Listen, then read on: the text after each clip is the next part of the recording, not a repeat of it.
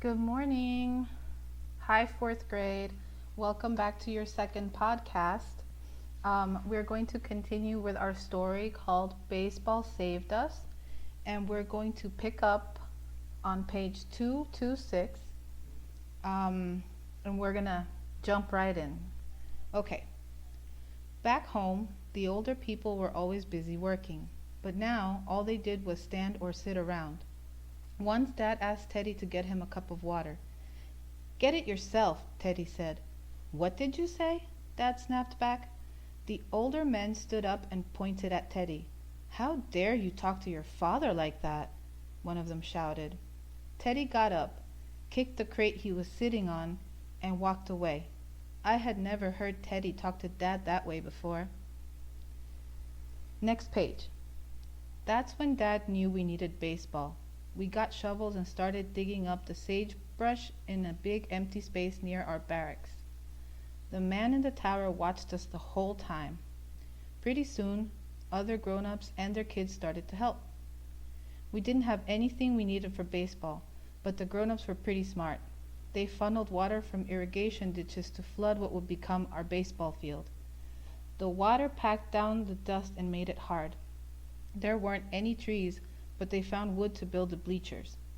Bats, balls, and gloves arrived in cloth sacks from friends back home.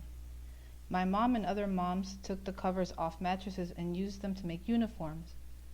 They looked almost like the real thing. Next page. I tried to play, but I wasn't that good. Dad said I just had to try harder, but I did know that playing baseball here was a little easier than back home. Most of the time, the kids were the same size as me. All the time I practiced, the man in the tower watched. He probably saw the other kids giving me a bad time and thought I was no good. So I tried to be better because he was looking. Soon, there were baseball games all the time.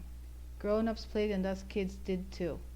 I played second base because my team said that was the easiest. Whenever I was a bat, the infield of the other team started joking around and moved in real close.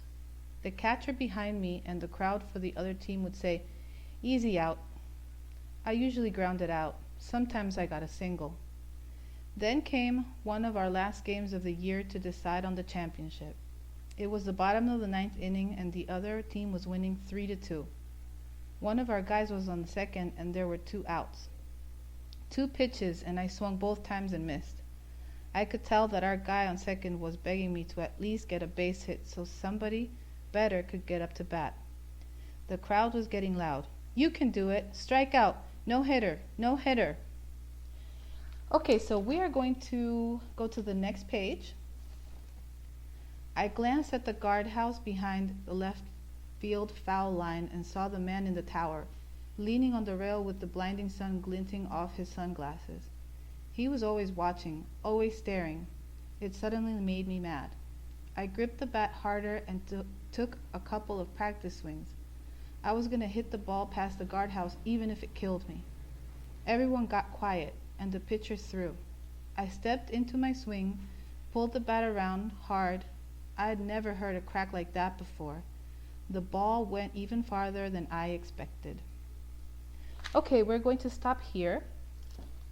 I want you to follow the lecture a couple of times, and then down on the comment section, I will leave for you 2 questions that you can answer in the comments, or you can send them to me on WhatsApp. So have a great day, and I'll talk to you guys on the next podcast.